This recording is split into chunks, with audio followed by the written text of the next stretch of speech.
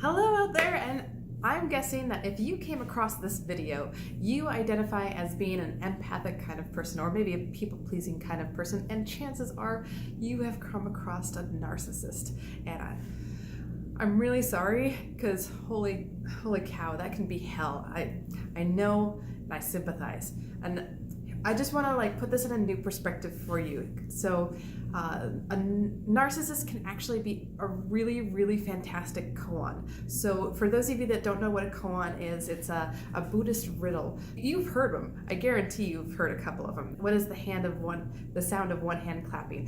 What did you look like before you were born? Those are koans. So the idea with these riddles is that they will break the beliefs that you had that are holding you back from enlightenment.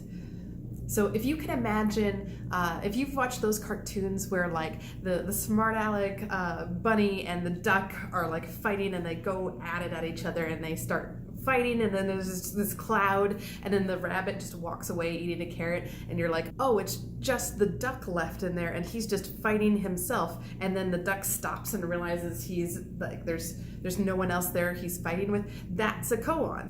But instead of a cartoon, it can lead to an awakening. So I know, as having been an empathic, people-pleasing kind of person, that I had these beliefs that, oh, if I just be nice to everybody, they will be nice back to me, and then we can all get along, and everything will be wonderful. And if I just do all of these things right, then the world would be, and we paint ourselves into these corners of we only can behave in these ways so that people like us. So these beliefs that if we just did everything right, if we just were really nice to everybody and they would be really nice back to us, it's a contract. Something happened in our past, most likely in our childhood, that if we were nice to somebody, they were nice back to us, and we were getting what we want.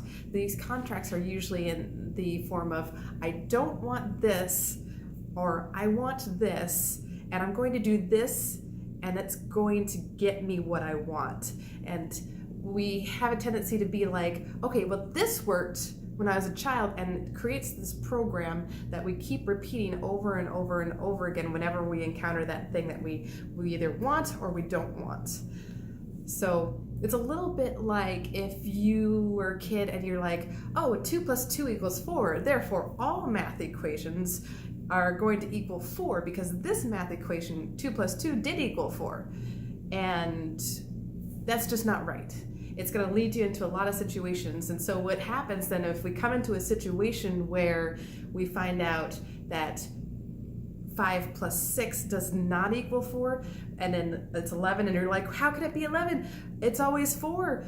Math equations equal 4. And so then you have this suffering. And when we encounter something that we don't expect, the most common reactions are laughter, anger, or sadness.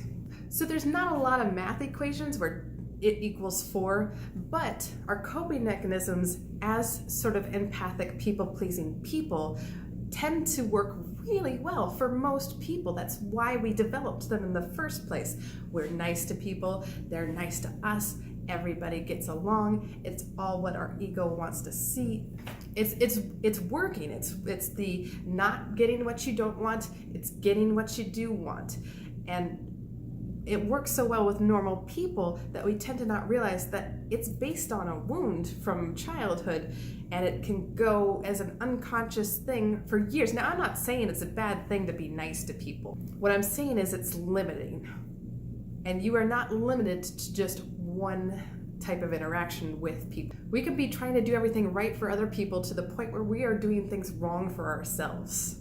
Enter the narcissist. So when the narcissist comes into the situation, they're deliberately looking for somebody that is a people pleaser to the point where they will sacrifice their well-being for somebody else. A little bit like finding a person that is a bucket filler and pairing up with somebody that is a bucket with a hole in it. They are never going to be fulfilled. And the narcissist is a great koan, because what they're going to do is show you that not always does every math equation equal 4. In this case, being nice to them does not equal them being nice back to you. And this can create a lot of suffering, because you're like, oh, I just need to do more being nice to them, and they're anticipating this, and they know how to manipulate the situation so that they can get you to keep trying to fill their bucket, but you will never be able to walk on eggshells softly enough for them. You will never be able to fulfill everything that they need. And that is another thing that we sort of like, but I should be enough. I should be able to fulfill what they need, and they should be happy because I am a nice person. And that is simply not how this relationship works.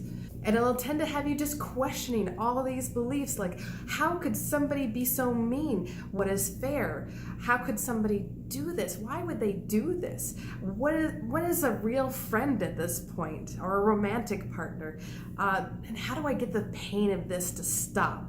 This is the place that you can grow from. Now, we often have this view of like, oh, if I just did all the right things, and if I hid in this little corner, if I was nice to everybody, everything would be perfect, and I wouldn't get hurt. But that's not what you're here for. You're not meant to paint yourself into this little limiting corner until you can't move and you're just at the whims of everybody else's emotions. And that is what this relationship is going to show you. So we have a tendency to believe that other people are like us. And one of the things that we fundamentally tend to believe as empathic and people-pleasing kind of people is that everybody wants everybody else to be happy. Everybody wants to be able to do the things that make them really light up. Everybody wants there to be no conflict.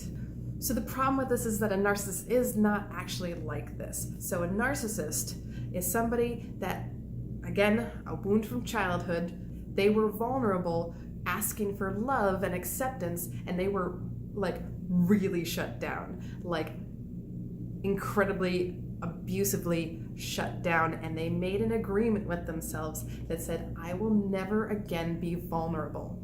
The problem with this is that you cannot accept real, genuine love from other people and love for yourself if you are not willing to be vulnerable. And you can't live without love. It is just not possible. So what they do is they replace love with attention. And there are a couple of ways to get attention from people. One is infatuation, and the other is hatred. It's all kind of coming together now, I bet. You're like, oh, that's why they love bombed me. Oh, that's why when we were like finally setting down roots and like getting to know each other, they freaked out and started trying to be controlling and abusive. And then it just turned into this full out hatred and abuse. Because that's what they needed. They needed the attention because they were too afraid to be vulnerable to love. Now, this is not to tell you that you should try and fix this person. I'd really encourage you just to tell them that they really should get some help and maybe seek therapy, and then get away, get some distance. So here's where the lesson is. Now you can see it not through this filter of other people are like me and everybody should be happy. You can see reality as it is and deal with it as it is. This is the lesson, and this is the opportunity that we can go back and look at that old wound and say, yes, I totally understand why I developed these habits, and they worked so well for a lot of situations, but they are not working for this situation. And in order for me to not suffer, I'm going to let that belief go. It doesn't mean that I can't still think, oh, if I'm nice, they'll probably be nice back to me, but you're not expecting it now. Now it's, I'll be nice to people out of that love and compassion, but if they don't reciprocate it, then I know maybe I shouldn't be in a relationship with these people. So a narcissist will know that you want others to see you as a good person. They know what you value. They know that you like to make other people happy, sometimes at your own expense, and they count on it. This is why they develop relationships with empathic people. They don't play by the rules, but they'll definitely expect you to. And they do these things because it works. It gets them what they want. How they treat you is about them. How you react reflects your wounds. So when you see yourself getting upset, take a step back, look at it from the perspective of a witness, and say, okay, what am I going through right now? Where is it in my body? How can I love that part of myself? And how can I deal with this situation in a way that is going to get me to where I want to be? Let me tell you, if you get out of a relationship with a narcissist and you don't deal with the wounds that caused you to get into that relationship in the first place, you're going to attract another one down the street the next day. So please, please, for your sake, I want you to look at your wounds. I want you to heal them. I want you to become a stronger, independent person that knows what's good for you. Because we will repeat the lessons we don't learn over and over again. And first they'll come in like just a little push. And then it'll come in like a shove. And then it'll be a punch in the face. And I don't want you to get to the punch in the face part. Now, if you're in the process of trying to get out of a relationship with a narcissist, this can be when it's really hard because they're holding on to you for dear life for this attention that they want. And they're realizing that the only way they get it from you is by being an awful person, so that you have that hate that you're sending their way because that's what they want, which seems a little messed up, and it totally is. If you're in that situation right now where you're trying to get out of the relationship with a narcissist and they're throwing every trick in the book at you, everything that they know is going to really get you riled up, I want you to just deadpan.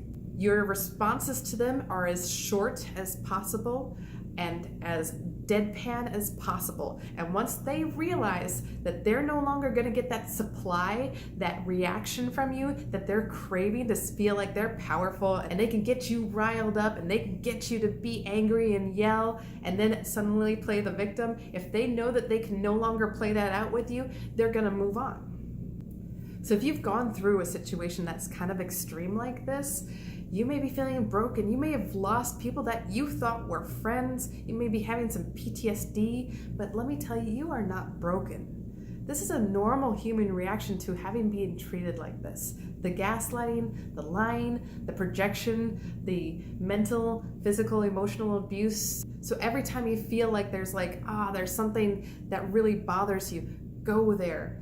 The way out is through. Trust me, it's against all of our natures to go where the hurt is. But if you go where that hurt is and you say, you know what? I love you in that situation. I understand why you're doing this. That was the right thing to do in that moment with the information that I had. And you let it go. And on the other side of that is freedom. Not only do you not realize like how that was filtering, how you dealt with just all relationships, and it filtered your entire life, but also there's no longer that hook for the narcissist to get in. You're no longer going to feel triggered or beaten down. You're going to be so much stronger for having gone through this. We were not made to live where we just pile coping mechanism on top of coping mechanism. We were meant to break free of those, because if you don't, you're just repeating the same safe things you do every day. I don't want you to not go to the supermarket where you might run into that person because you're afraid you're going to run into them. I want you to go live life exactly the way that you want to, which is a very good question. What do you really want? And think about it, write about it. What do you really want? I'm here to tell you right now that the story of your life is not a tragedy.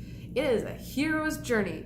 And if you're looking around right now going, oh, but everything's kind of a mess right now, that's just because it's not the end yet. At this point in my life, I look back at the experience I had with this narcissist and think, yeah, that really sucked. And yeah, she was a jerk, but I'm so grateful it happened because I have learned so much. I have freed myself from so many beliefs that were holding me back. I love the person that I have become, and I wouldn't be this person if I hadn't gone through with that. And that is my wish for you too. I've got a couple more videos that are going to be coming out about narcissism, so if you liked the video, make sure you subscribe so you see them when they come out, and leave a comment down below. I want to hear about how you're being incredibly strong and how you're being incredibly loving to yourself. And of course, lots of love to you guys, and I'll see you later.